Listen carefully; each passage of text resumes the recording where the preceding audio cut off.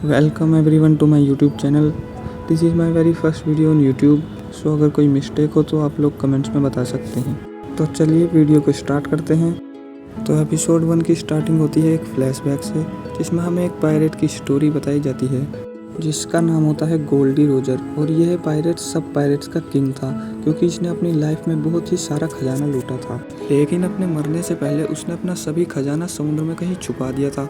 और मरने से पहले सबको ये कहा, जो भी मेरा खजाना सबसे पहले ढूंढेगा वो बनेगा अगला किंग ऑफ द पायरेट। उसके बाद दुनिया भर के सभी पायरेट्स उस खजाने को ढूंढने में लग जाते हैं और इसी तरह शुरुआत हुई वन पीस की। इसके बाद कहानी प्रेजेंट में आती है, जहाँ पर हम देखते हैं कि एक बड़ी सी शिप समुद्र में ट्रैवल कर रही है, जहाँ पर कुछ एम्प्लॉयज़ भी होते हैं। तभी उनके सामने समुद्र से एक लकड़ी का बैरल बाहर आता है, जो कि पानी के ऊपर तैर रहा होता है। और उस बैरल से एक आवाज़ आती है, मेरा नाम लूफी है और मैं वो हूँ जो किंग ऑफ द पायरेट बनने वाला है। इसके बाद हमें शिप के अंदर का नज़ारा दिखाया जाता है, जहाँ पर कुछ लोग पार्टी कर रहे होते हैं। वहीं पर एक ऑरेंज बालों वाली लड़की भी होती है, जिससे एक लड़का डांस के लिए पूछता है और वो दोनों डांस करने लगते हैं। दूसरी ओर जिन दो लोगों ने वो बैरल देखा था, वो उसे रस्सी डालकर ऊपर खींच लेते हैं, क्योंकि वो बैरल बहुत भारी होता है। इसलिए उन दोनों को लगता है कि इसमें ज़रूर कुछ कीमती खजाना होगा। उन दोनों के अलावा वहाँ पर एक और आदमी होता है, जो कि एक दूसरे शिप को देखता है, जो पायरेट शिप होता है।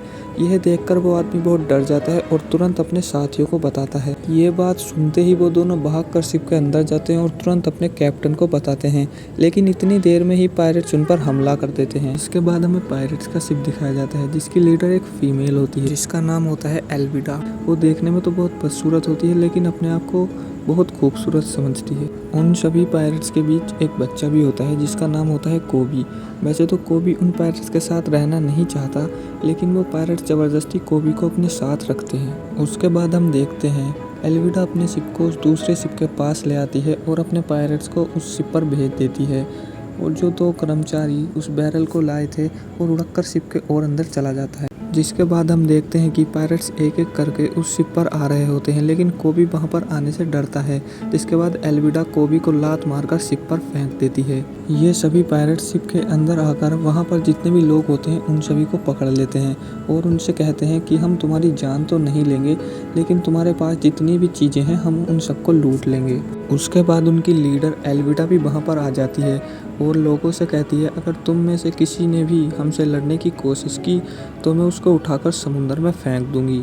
वहीं पर हम देखते हैं कि वो ऑरेंज बालों वाली लड़की भी कुछ दूरी पर छुपी होती है और हमें पता चलता है कि वो भी एक पायरेट है। दूसरी ओर कोबी एक रूम के अंदर जाता है, जहाँ पर उसको बहुत सारे बैरल्स मिलते हैं। दूसरी ओर वो लड़की, जो कि एक पायरेट थी, वो चुपके से पायरेट्स वाले शिप में घुस जाती है। इधर कोबी उस रूम से एक बैरल को धक्का मारते हुए बाहर ले जा रहा होता है, लेकिन वहीं पर उसके 3 पायरेट साथी आ जाते हैं और वो कोबी से कहते हैं, क्या वो डर के मारे यहाँ छुपने आया है? लेकिन कोबी उन पायरेट से कहता है, मैं यहाँ छुपने नहीं आया हूँ।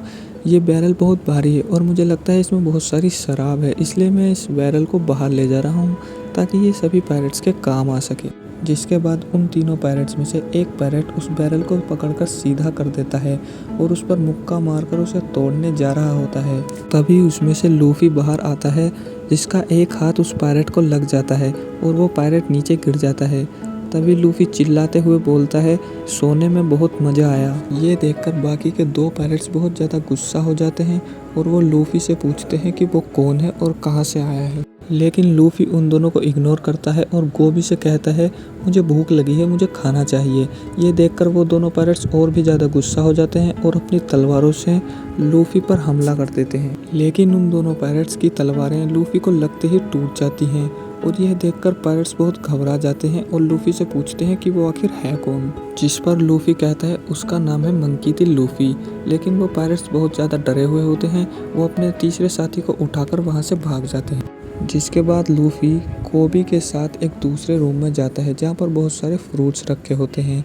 लूफी कोबी से पूछता है कि क्या ये एक पायरेट शिप है?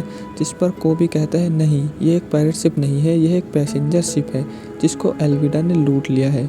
इसके बाद लूफी कोबी से पूछता है कि क्या वो भी एक पायरेट है? लेकिन कोबी कहता है, नहीं, वो एक पायरेट नहीं है और ना वो एक पायरेट बनना चाहता है। जिसके बाद कोबी लूफी से कहता है कि वो 2 साल पहले फिशिंग करने गया था एक बोट पर, जहाँ पर इन पायरेट्स ने उस बोट को तोड़ दिया और कोबी को अपने साथ रख लिया। पिछले 2 साल से कोबी उन पायरेट्स के साथ ही है।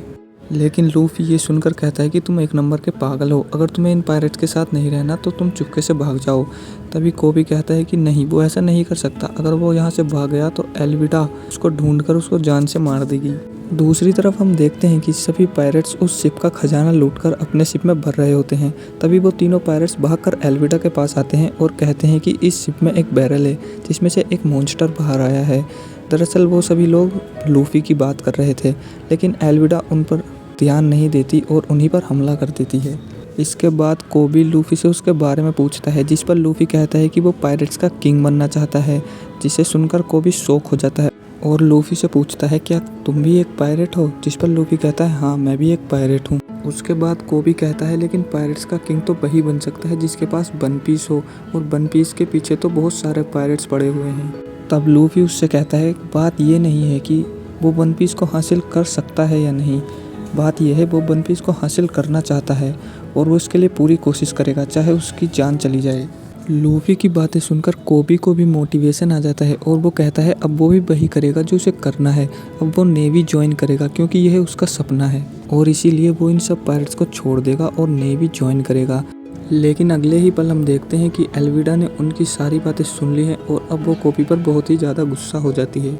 लेकिन एल्विडा लूफी को देखकर कहती है, मुझे लगा था तुम ज़ोरो हो, लेकिन तुम तो ज़ोरो जैसे नहीं दिखते। उसके बाद एल्विडा कोबी से पूछती है, तो बताओ कोबी, इस दुनिया में सबसे खूबसूरत औरत कौन है? दरअसल वो अपने आप को सबसे खूबसूरत औरत समझती है। जिस पर लूफी कहता है, क्या सबसे खूबसूरत ये मोटी औरत? यह सुनकर एल्विडा बहुत ज़्यादा गुस्सा हो जाती है और लूफी पर हमला कर देती है, लेकिन लूफी उसके हमले से बच जाता है और कोबी को लेकर वहाँ से बाहर निकल जाता है। वहाँ से बाहर आते ही बाकी के सभी पायरेट्स लूफी पर हमला कर देते हैं, लेकिन लूफी अपने हाथ को लंबा खींचकर एक ही बार में उन सभी पायरेट्स को हरा देता है। ये सब कुछ एल्विडा भी देख रही होती है, जिसके बाद एल्विडा लूफी के पास आकर कहती है, क्या तुमने डेविल फ्रूट खाया है? जिस पर लूफी कहता है, हाँ मैंने डेविल फ्रूट खाया है। जिस पर एल्विडा कहती है, मैंने उसके बारे में कई सारी अफवाहें सुनी थी, लेकिन आज देख भी लिया। लूफी को देखकर कोबी बहुत ज़्यादा इंस्पायर हो जाता है और उसके अंदर का डर भी खत्म हो जाता है। तभी एल्विडा कोबी से कहती है, बताओ कोबी, दुनिया में सबसे खूबसूरत कौन है? मैं हूँ ना। लेकिन कोबी गुस्से से चिल्लाता हुआ कहता है, तुम एक नंबर की मोटी और भद्दी औरत हो। ये सब सुनकर एल्विडा को गुस्सा आ जाता है और वो कोबी पर अटैक कर देती है, लेकिन लूफी सामने आकर वो अटैक अपने ऊपर ले लेता है। लेकिन इस अटैक से लूफी को कुछ भी नहीं होता और वो एक ही पंच में एल्विडा को पानी के अंदर गिरा देता है। इतने में ही वहाँ पर नेवी के कुछ शिप आ जाते हैं और लूफी कहता है कि वो एक पायरेट है, अब उसे यहाँ से भागना होगा, और वो एक छोटी सी नाव लेकर पानी में कूद जाता है। लेकिन दूसरी ओर हम देखते हैं कि लाल बालों वाली लड़की ने सारा खजाना चुरा लिया है पायरेट से और वो भी दूसरी नाव से वहाँ से भाग रही होती है। जिसके बाद हम लूफी की बोट को देखते हैं, जहाँ पर कोबी लूफी से कहता है कि अगर उसको वन पीस चाहिए तो उसे ग्रैंड लाइन पर जाना होगा, और ग्रैंड लाइन एक ऐसी जगह है जहाँ से बचकर आना बहुत ही मुश्किल है। जिस पर लूफी कहता है कि वो ये बात जानता है और इसीलिए उसको एक बहुत ही मजबूत टीम की ज़रूरत है, जिसके लिए वो अपनी टीम में ज़ोरो को शामिल करना चाहता है। तभी कोबी लूफी को बताता है कि ज़ोरो तो नेवी की कैद में है, और तभी हमें अगले सीन में एक आदमी दिखाया जाता है जो कि कैद में होता है, और यहीं पर ये एपिसोड एंड हो जाता है।